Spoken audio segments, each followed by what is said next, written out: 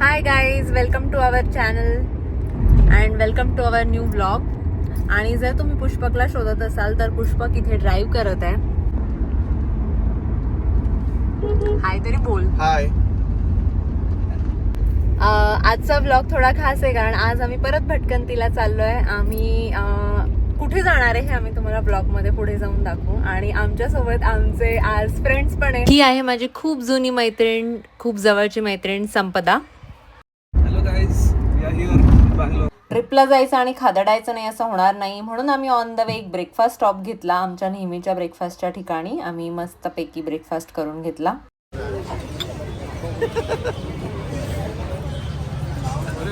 This is our friend Akshay, Sampada's husband.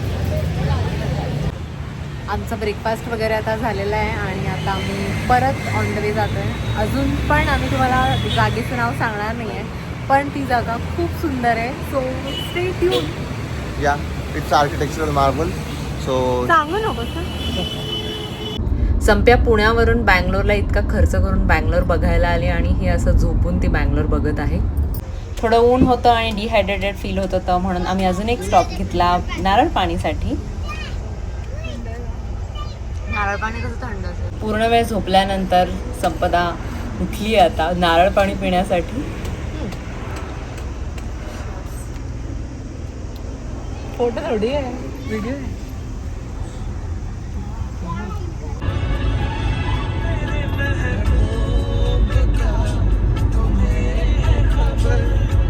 मंजिल चाहे कैसे भी हो लेकिन सफर सुहाना होना चाहिए. आणि आमची रोड ट्रिप तर खूपच सिनिक व्ह्यू वाली आहे आणि खूप मस्त वाटतंय बाहेर बघताना खिडकीच्या. खूप छान आहे आणि डेस्टिनेशन तर सुंदर आहेच. आणि इथे आम्ही पोहोचलेलो आहे आमच्या फर्स्ट डेस्टिनेशनला, लेपाक्षी टेम्पलला. आणि आता तुम्ही बघालच हे ऑन द वे गरुडाचं लागतं. तिथे आम्ही गेलो नाही कारण खूप ऊन होतं. हाय गाईज, आम्ही आता पोहोचलेलो आहे. आम्ही ऑलमोस्ट 2.5 तासाची ड्राईव्ह एक्सक्लुडिंग ब्रेक्स आम्ही केली आहे आणि आता आम्ही फायनली या जागेवर पोहोचलेलो आहे. मी तुम्हाला त्याचे व्हिडिओज आणि त्याची माहिती देणारच आहे, तर स्टे ट्यून. आपण आलेलो आहोत आंध्र प्रदेशातील एक रहस्यमय आणि अप्रतिम वास्तुकलेचा खजिना लेपाक्षी टेम्पल. आम्ही बॅक गेटने एंट्री केली आहे. बॅक गेट वरून ओरिजिनल गेटला जाताना आम्हाला हे असं पराक्रम दिसत आहेत.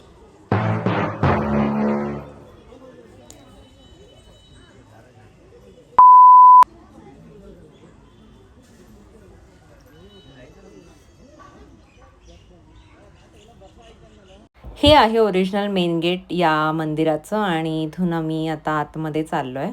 आणि इथे मोठा एक असा स्तंभ आहे. म्हणजे साऊथमध्ये जे पण टेम्पल्स असतात मोस्टली असा स्तंभ असतो त्यांच्या मंदिराच्या समोर आणि खूप सुंदर आहे ते पण.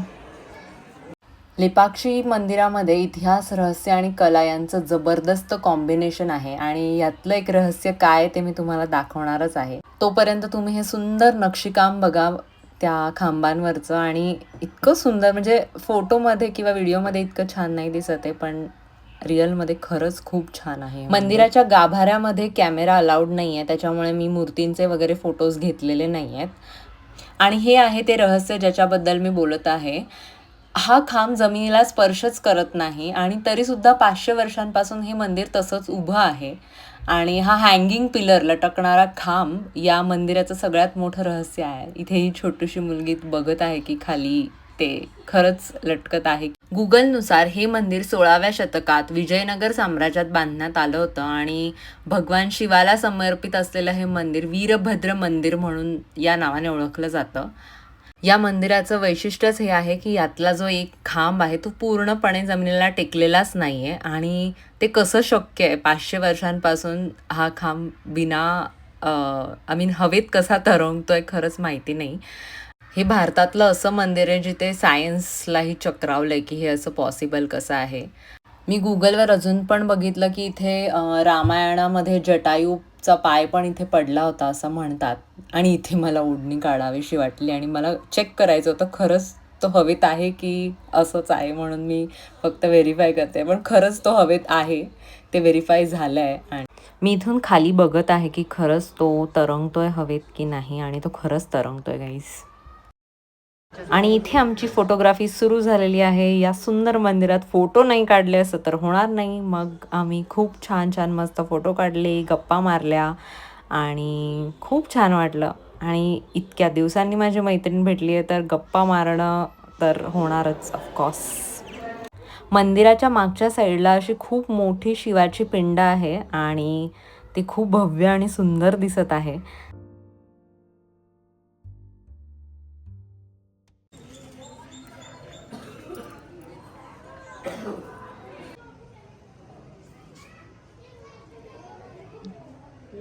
हे काय आहे? अरे पोज बाबा, आमच्याकडे पोज नसतं खूप जास्त. तुम्ही कलाकृती बघा या खांबांवरची, खरंच खरंच खरंच खूप सुंदर आहे.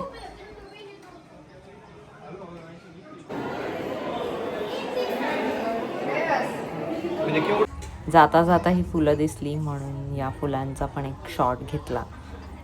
मंदिरातून परत येताना परत हे माकड दिसलं. आज खूप माकड दिसत आहेत आम्हाला. आणि आता आम्ही चाललो पुढच्या डेस्टिनेशनला. काय म्हणलं मी नाही ऐकलं. त्याच्यासाठी गाणं म्हणतो तो. नाही, ह्या गाण्यात काय म्हणलंय त्याने ते मला ऐकायचं. रब ने बनाया होगा फुर्सत से तुझे मेरे यार.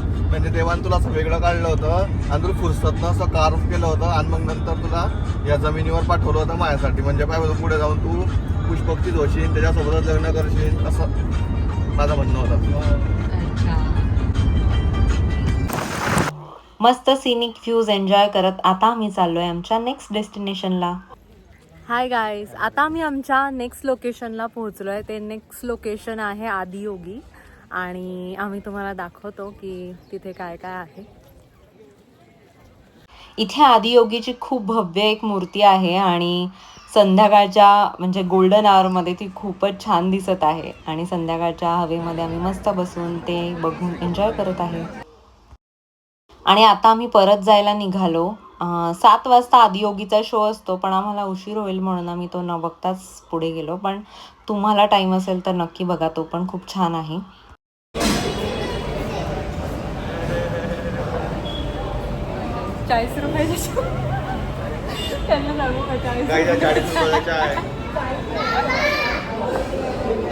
आम्ही टी ब्रेकसाठी थांबलो इथे एका हॉटेलमध्ये आणि हा चहा 40 रुपयाचा आहे गाईज. पण आम्हाला घ्यावा लागला कारण चहाची खूप तळप आली होती तर. आणि संप्याने 40 रुपयाचा चहा आहे म्हणून काहीच नाही घेतलं. आम्ही आणखी एका ठिकाणी थांबलेलो पाणीपुरी खायला. ॲक्च्युली जेवायला थांबलो आणि मग तिथे पाणीपुरी पहिलं खाल्लं जोपर्यंत जेवण येत आहे. आणि जेवणाचे स्नॅप्स घ्यायला मी विसरले कारण खूप भूक लागलेली. जेवणानंतर काहीतरी स्पेशल खायला पाल बन विथ बदाम मिल्क 140 रुपयाचं खायला आम्ही आलोय आहे या अजून एका ठिकाणी. आणि आम्ही बघतोय की 140 रुपयाचं याच्यामध्ये काय आहे. तर याच्यात बनमस्का आहे आणि त्याच्यावर बदाम मिल्क पोर केलेलं आहे. छान होतं ते पण.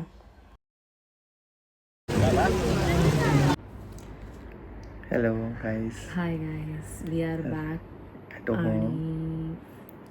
After 13 hours. खूप मजा आली पण आणि छान आमचा झालं. हो छान झाली. बट आम्हाला जवळजवळ 13 तासांपैकी 7.5 तास ट्रॉफिकमध्ये गाडी चालवायला लागली.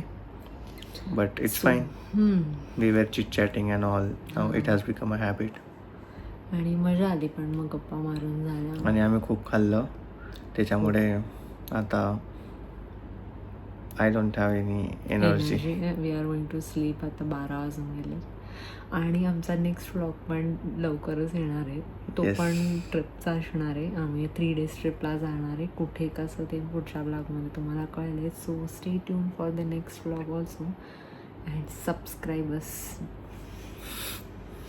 Like, comment and share. Bye, good night.